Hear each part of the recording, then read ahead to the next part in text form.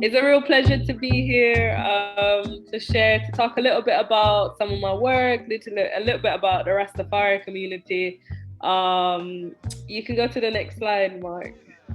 I think with all of the things that I do, I like to always start from the kind of lived realm of my work. So I thought I would start with like just showing some images of my family. So that's my mother and that's my father that you can see. And that's also some of my brothers and sisters, because I think there's this tendency sometimes when we talk about Black history, our historians, that historians tend to kind of remove their own kind of, I guess, input or own life experiences from the work that they're doing. And I actually think it's actually quite important to, talk about how are we positioning ourselves. So I was raised within a Rastafari family. My parents are both from Portland, Jamaica, which is where I am now. And we came to England when I was very, very young. So from a young age, I was always kind of interested in questions of heritage, questions of Black identity, but also questions of like knowledge as well. Like most Rastas, from a young age, I was handed books from Walter Rodney to Marcus Garvey. So these was the kind of, I guess, growing up, I felt like I had this burden of having this knowledge.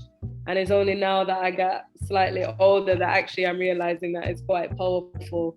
So my experiences of Rastafari is very much coming from, this lived element, as someone who is very sensitive to the stories, sensitive to the struggles.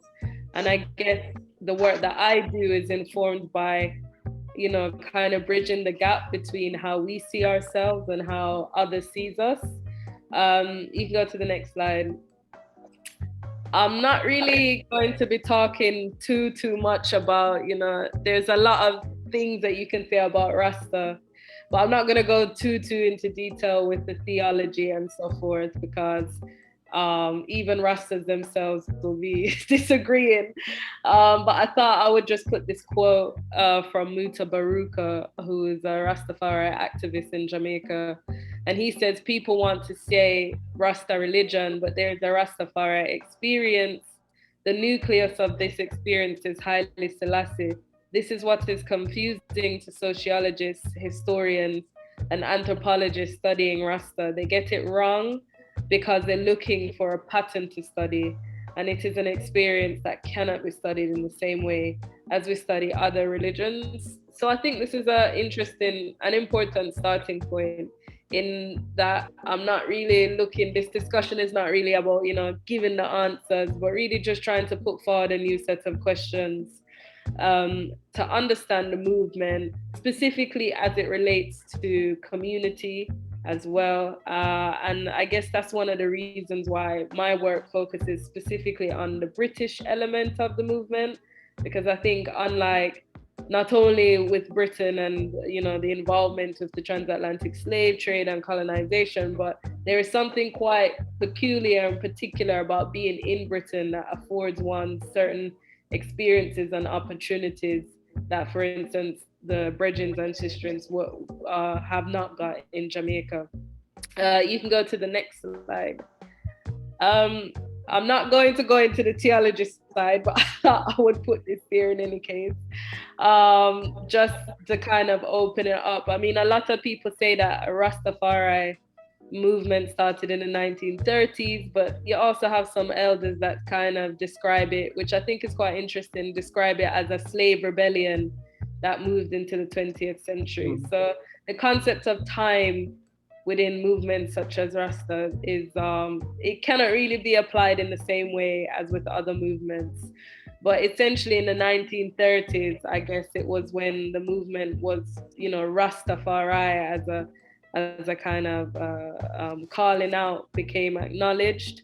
And it was acknowledged with the coronation of Haile Selassie, whose name prior to becoming King of Kings, Lord of Lords, was Rastafari, Ras meaning a king or a leader, and Tafari being his first name. So he was crowned along with his wife, Empress Menin. And during this point in the Caribbean, it was unfathomable to think about a Black king, much less a Black person of any status during the 1930s. So during this period as well, you had quite an upswell of Ethiopianism in the Caribbean and revivalism as well, looking at, repatriation and going back to Africa. And you had quite a few preachers, and some of these preachers I've included in this slide here, but some of which were kind of, looking towards, Ethiopia, and specifically looking towards Haile Selassie. So it was in this moment that ideas around Rastafari emerged. Um, you can go to the next slide. But one of the things that I've found interesting is that even though on the one hand you have this kind of backdrop of heritage and Black theology, revivalism, spirituality, etc., etc., but then when you Google Rasta and the images that kind of come up, these are the images that come up essentially. A white man with a spliff in his mouth. You might get a picture of Bob Marley if you're lucky, and the Lion of Judah flag. But I thought this was interesting for me as a historian, as someone who's documenting Black history in Britain, but also someone who has access to this lived world. At what point did this image of this white man with a spliff in his mouth become the first kind of image when we think about Rasta? When I talk to a lot of my peers, my colleagues, all of them would kind of mention, oh yeah, my uncle used to, reggae music and smoking weed, and these are the symbolisms that's the kind of associated with Rasta. And so part of my work is trying to, I guess, reimagine those symbolisms and move beyond that. Because I guess looking from the lens as what's within, this is so far from reality of what Rastafari is. So as I was saying, I look at Britain, and I specifically look at Britain as this interesting starting point to kind of disrupt these narratives and move beyond these kind of Europeanized or these white savior modes of analysis when we think about what is Rasta and what Rastas do.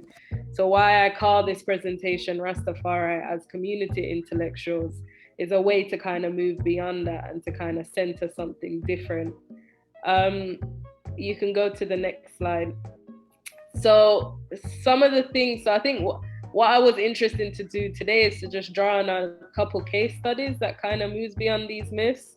One of the things that I'm doing as well is, as much as I can sit down, I can talk so much about reggae music. This presentation is not going to focus on reggae music, but rather some of the ordinary individuals in and out of Britain that's kind of contributed to the movement, contributed to the intellectualism, but never really acknowledged in the same way as others are, because these are just ordinary people.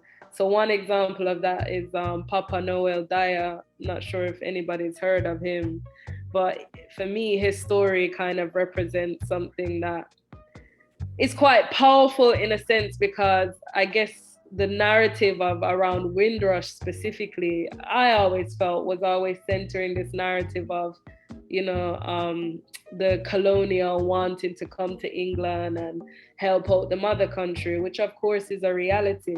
But then there was also other narratives of those who didn't want to come, or those who were coming as a stopping point, And Papa Noel Daya in 1958 attended a convention, and then following the convention was inspired to go to Africa. And in going to Africa, he arrived in London for 1 year, and he arrived to Peckham. And after being in Peckham for a while, he managed to save up enough money to then take a ferry to Paris, and ended up in Europe. And so Papa Noel Daya has this fantastical story of basically traveling for 11 months from London all the way, and eventually managed to arrive in Ethiopia and was greeted by Haile Selassie in 1964. And so for me, it kind of shows, a way to kind of disrupt that kind of narrative of like wanting to come to Britain, but also kind of showing how ordinary people was kind of using their right to reimagine what does it mean when we think of citizenship and who is allowed to be a citizen. You can go to the next slide. And then we also have another reasons why I love looking at the work within Britain specifically when I talk about the opportunities is because of the access to the archives. And for any historian, the main kind of go-to is, I guess, the archive really, where contains all the documents to do with, people who was here, whether it's petitions or campaigns. And looking through the archives, I actually found a letter that was dated 1961, and it was written to Queen Elizabeth by one of the first Rasta community in England. Started out in Birmingham actually, and then they moved to London.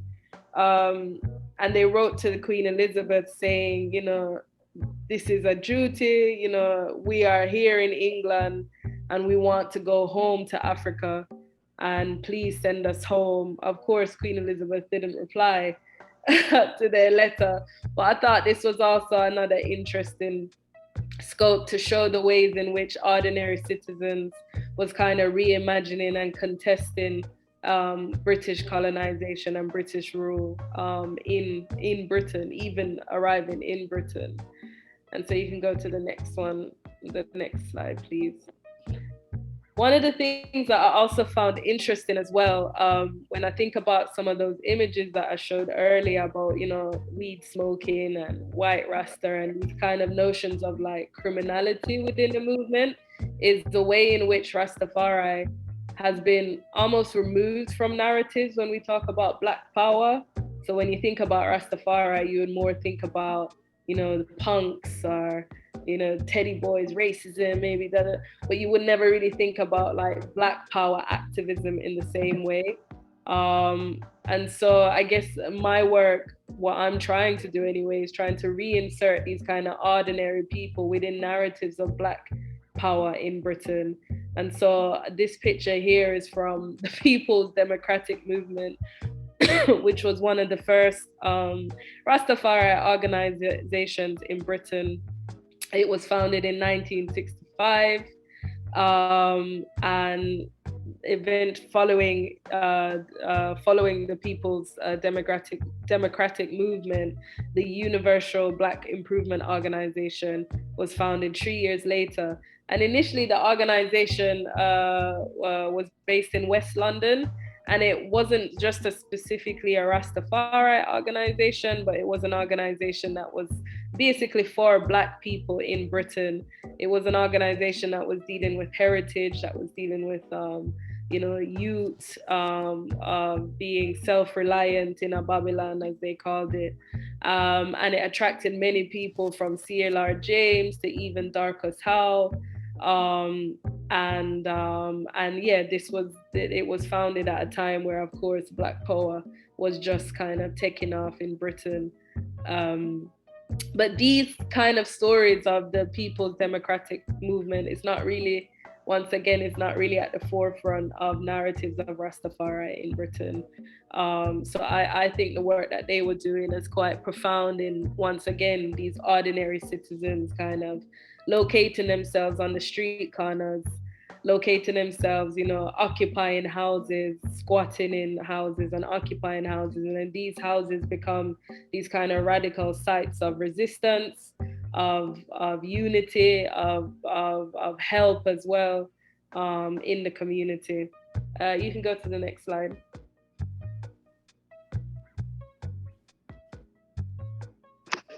But one of the things as well that is never really spoken of within Rastafari, I guess, is women. And I always make it my duty to always talk about Rastafari womanism. There is a tendency to have this kind of male-dominated idea of Rastafari. There was this idea that, a woman could only be a Rasta through being with the Rasta man. Or there was this quote I was reading somewhere that was saying, if a man is the head, then the woman is the tail. So there's all of this kind of problematic things when it comes to understanding what Rastafari womanism is. Um, and I've just kind of highlighted a couple of phenomenal women within the movement that's passed through within the movement. I'll put this picture here of the Rastafari child because I think one of the things that's never really spoken of in great detail is the kind of innocence of the Rasta child. And I think there's been this kind of criminalizing of the Rasta movement. And so having something such as a Rasta child, for me, kind of restores that element of innocence within the movement itself. But beyond that, Rastafari womanism is very much ripe. I think the only way for me to kind of explain what Rastafari womanism is, I guess, is centered within an idea of balance. So looking at the kind of divinely realm of Omega, Alpha and Omega, and kind of situating that within terms of balance. Um, there's a film that's available on YouTube, which I would definitely recommend watching. It's called Omega Rising, and it's by a Rastafari woman filmmaker called Elmina Davis. And it looks at the experiences of women between Britain and the Caribbean. And it kind of provides I guess, an opportunity to listen to their voices. And I think for me, when it comes to talking anything about gender, it's very important for women to be at the forefront of that conversation. You can go to the next slide. One of as part of my research, my PhD research looking at Rastafari, I spent a lot of time reasoning with the elders. I recorded a woman's story. Her name is Sister Yvonne. She's also known as Mama Ascala, and she was talking about, what it means to be a Rasta woman growing up in Britain. And one of the things she said was that a Rasta woman in the UK, your hurdles were higher than other Black women. You not only had issues with the outside world, you also had it within the race because of the colonized way of thinking was embedded in us. But she said that she was strengthened by the fact that she felt like she was being true to herself, but also she was striking a blow for her women ancestors who were forced to be a certain type of way. Part of the freedom that we had as young Rasta women was the fact that we could be true to ourselves in our militant and African clothes, rather than being true to what society's expectations of us were. So this idea of, being a Rasta woman as striking this blow for your ancestors. So once again, it goes back to this idea of time and the Rastafari movement as this kind of 21st century slave rebellion. It kind of harks back to that. But it's the Rastafari women were also at the forefront of many community organizations and community organizing, mainly centering health and well-being within the community. You had an organization called Tree of Life, and actually they were responsible for bringing Queen Mother Moore, who was a very powerful activist. They were responsible for bringing her to the UK, and this actually started the onset of the Black Cultural Archives, which is in London. So one of the things that Queen Mother Moore was advocating for was kind of having more monuments looking at, acknowledging Black history within the UK. And so following that, Len Garrison, together with Tree of Life and several other committee members, put forward for the Black Cultural Archives. So it's not surprising that Rastafari, with their emphasis on heritage and on Black liberation, and liberation just more generally, would have been responsible for contributing to the Black Cultural Archives. You can go to the next slide. But once again, I just put a picture of the Black Cultural Archives. But once again, these kind of, I guess once again, that kind of contribution is often removed, or even the idea of what a Rasta woman is often kind of silenced within these narratives of, being oppressed because she wants to cover her hair, etc., etc. So many narratives to dispel. But essentially, for me, I think all of the narratives kind of combine to show Rastafari as, pioneering community knowledge. You can go to the next slide. Just looking at the time. And for me, I've included this last example as well of a case that happened in the 1980s with Seymour McLean. So once again, following the Ethiopian famine, he actually went to the British Library and he went to a number of universities around the UK, and he was stealing books, essentially. That's what they said he was doing. But for Seymour, he was retrieving the books and liberating the books. So he became known as the book liberator. And I find it interesting because a lot of these conversations have recently resurfaced around repatriating objects, or who do objects belong to and who does knowledge belongs to. And even here we see ordinary people going into a place like the British Museum, stealing books, but liberating the books as a way to, what he said, mitigate the famine. He actually served 9 months in prison, even though he pleaded not guilty. And I think there is a film about him actually that's available on YouTube, and it's called The Book Liberator. So yeah, for me, I think so many angles to look at a story like that, but one which kind of, for me, what Rastafari has done and contributed, I guess, has shown this kind of never ending, ever enduring kind of task of burning Babylon. And for me, burning Babylon is just being this critical thread that's ever questioning, that's never really saying yes for our answer, and showing the power of, I guess, ordinary people in taking control of their narrative and their history, and reimagining that as well within the 21st century. I'm gonna stop it. I think I'm gonna stop it just there, because I'm conscious of not speak, because I'm sure everybody has lived experiences of or even questions, and I don't want to talk at people as well, but I'd rather just give a light touch.